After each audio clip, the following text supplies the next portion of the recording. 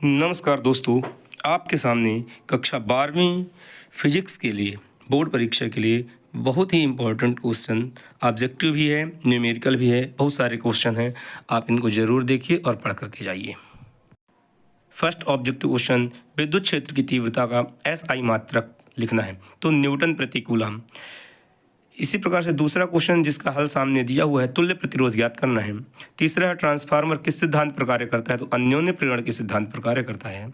भारत में घरों में प्रयुक्त विद्युत धारा की आवृत्ति कितनी है, तो 50 हर्ट्ज है। कोहरे में दूर की वस्तुओं को देखने के लिए हम अवरक्त किरणों का उपयोग करते हैं। इसी प्रकार से अन्य क्वेश्चन है दोस्तों, इनको जरूर पढ़ के जाइएगा, आपको आपके एग्जाम में जरूर देखने को मिलेगा। बहुत इंपॉर्टेंट क्वेश्चन है। जैसे खालिस्तान में एक आदर्श वोल्टमीटर का प्रतिरोध कितना होता है, तो अनंत होता है, जबकि एक आदर्श अमीटर का प्रतिरोध कितना होता है, 0 होता है। ऐसे डायनेमो के सिद्धांत पर कार्य करता है, विद्युत चुंबकीय प्रेरण के सिद्धांत पर। परावैंगनिक किरणों की खोज किसने की, रिशर ने की।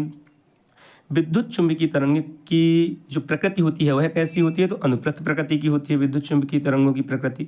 आकाश के नीला दिखाई देने के कारण प्रकीर्णन और श्वेत प्रकाश पर रंगीन दिखाई देता है। ठीक है।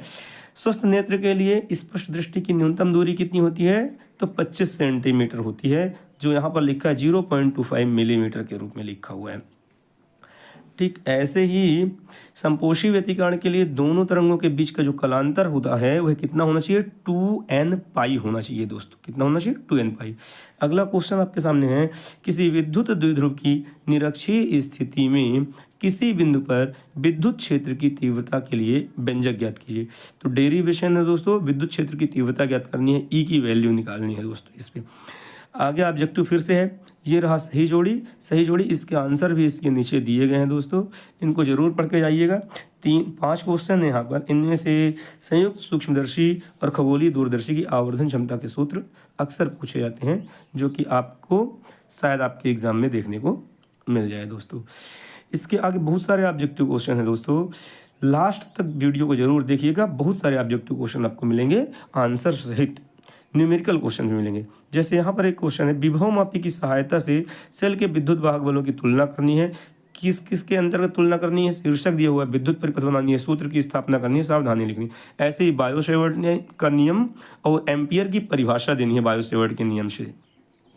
ऐसे ही क्वेश्चन आपको और आगे मिलेंगे, जैसे कि जब किसी वाहन के इंजन को चालू करते हैं तो उसकी जो हेडलाइट होती है वो थोड़ी सी धीमी हो जाती है, ऐसा क्यों होता है, कारण लिखना है।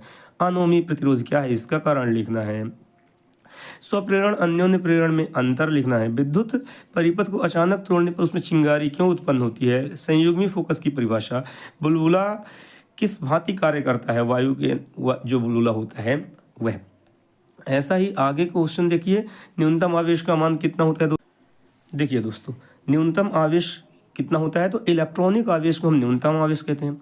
एक कूलम आवेश में इलेक्ट्रॉनों की संख्या कितनी होती है, तो 6.25 इंटू 10 की पावर 18 होती है। एक वस्तु पर 80 माइक्रो कूलम का ऋण आवेश है, तो इसको हल करने पर जो आएगा दोस्तों, खा नंबर 16 इंटू 10 की पावर 14। बिंदु आवेश के क्यू के कारण आर दूरी पर विद्युत क्षेत्र की तीव्रता ई जो होती है कितनी होती है, ई प्रोपोर्शनल 1/r² होता है दोस्तों, ई प्रोपोर्शनल 1/r²। निर्वात में विद्युतशीलता जो होता है एप्सिलॉन नॉट, उसकी वैल्यू कितनी होती है, तो वह होती है 8.85 इंटू 10 की पावर -12 कूलाम स्क्वायर प्रति न्यूटन मीटर स्क्वायर होता है दोस्तों। ऐसे ही यहाँ पर फिर से ऑब्जेक्टिव है, धातुओं में धारा का प्रवाह। तो जो धातु होती है, धातुओं में धारा का प्रवाह होता है, लेकिन किसके द्वारा होता है, मुक्त इलेक्ट्रॉनों के द्वारा। एक तार का विशिष्ट प्रतिरोध किस चीज पर निर्भर करता है, तो जिस चीज का वह तार बना होता है उसके पदार्थ पर निर्भर करता है।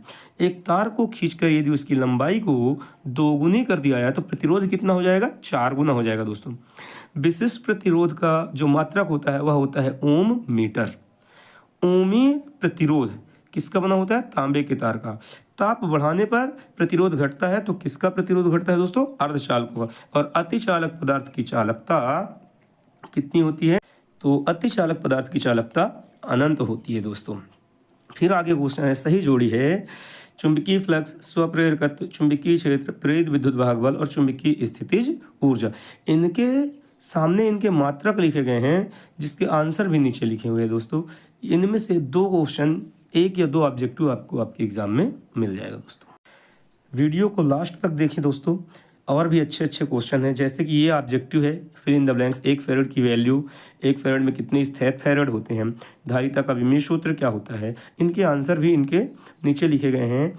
3 माइक्रोफैराड धारिता के 3 संधारित्र को हम श्रेणी क्रम में जोड़ते हैं तो इसको सॉल्व करने पर कितना आएगा, 1/3 + 1/3 + 1/3 करके इसका जो मान आएगा 1 माइक्रोफैराड आएगा। और माइक्रो की वैल्यू होती है 10⁻⁻6 मीटर होती है दोस्तों। वीडियो को लास्ट तक जरूर देखें दोस्तों, अंत में बहुत सारे इंपॉर्टेंट क्वेश्चन हैं और ऑब्जेक्टिव हैं जिनके हल भी हम वहाँ पर बताए हुए हैं। NCERT बुक से लिए गए हैं ये क्वेश्चन, आपके एग्जाम में आएंगे।